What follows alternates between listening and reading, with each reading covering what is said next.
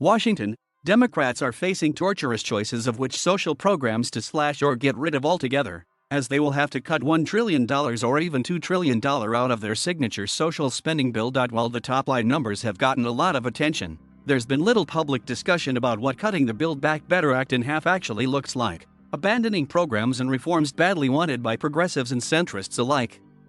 Do you give up on a child tax credit that helped cut the child poverty level in half, or the country's first universal paid family leave program? Do you drop pre-kindergarten subsidies or expanding Medicare to cover vision, hearing, and dental? What if you can afford investments in green energy or expanding the Affordable Care Act but not both? After winning the White House and Congress, Democrats kicked off an ambitious plan to holistically reform America's social safety net and tackle climate change with massive investments in green energy. The total price tag, including tax credits, was set at $3.5 trillion over 10 years. Now, they're looking at something around half that. Democratic Sens Joe Manchin and Kyrsten Sinema are pushing their party to drastically shrink the size of their Build Back Better Act. It's not clear what the final number will be, but guesses range from $1.5 trillion, Manchin's proposal, to President Joe Biden's counteroffer of somewhere over $2 trillion. One of the top Democratic priorities is universal paid family and medical leave, allowing people to take paid time off due to illness, having a baby, or looking after a sick family member. Estimates peg this at about $550 billion. Take that policy and add a few $100 billion to move the country toward green energy, plus around $800 billion to make permanent the universal child tax credit, enacted on a temporary basis earlier this year, that is giving parents up to $3,600 per year for each child. At that point, you've pretty much hit your budget cap. But this hypothetical bill doesn't include things like expanding the Affordable Care Act to provide health insurance to over 2 million people, long-term care for older adults, universal pre-kindergarten for 3- and 4-year-olds, funding for schools, and many other prized progressive ideas. To add any of these, you have to either take something else out or shrink it way down. Democrats have two choices. They can either cut out major planks of the bill, or they can winnow each program down, making them skimpier and temporary to fit into the budget. If you'll only extend the child tax credit for 5 years and bet that in 2026 the government of the day will extend it again, that brings down the price tag substantially. But if you bet wrong, the tax credit ends.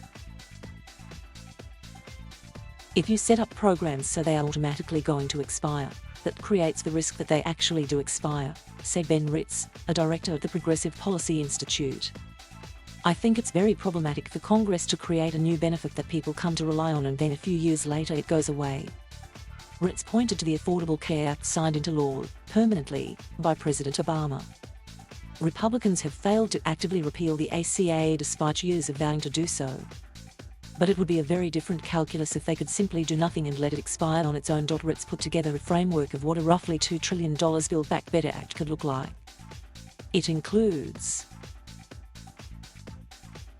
$800 billion to make the child tax credit permanent, $600 billion of green investments, including funding for public transit, energy grid modernization, and industry subsidies for utilities that switch to green energy, $425 billion to expand ACA subsidies and Medicaid eligibility to provide health insurance to 2.2 million people with low incomes,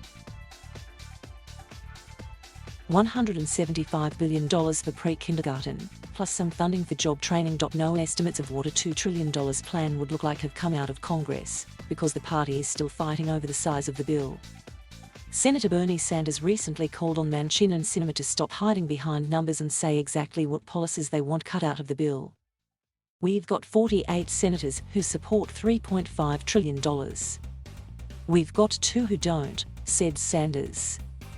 It is wrong, it is really not playing fair, that 1 or 2 people think they should be able to stop what 48 members of the Democratic caucus want, what the American people want, what the President of the United States wants.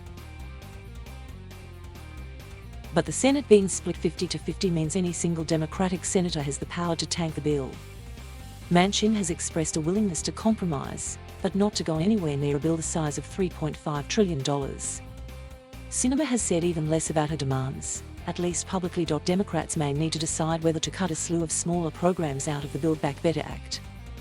Affordable housing funding, increased financial assistance for students, child nutrition programs such as free meals at schools, and upgrades to Veterans Affairs facilities are among the less talked about items that flesh out the bill.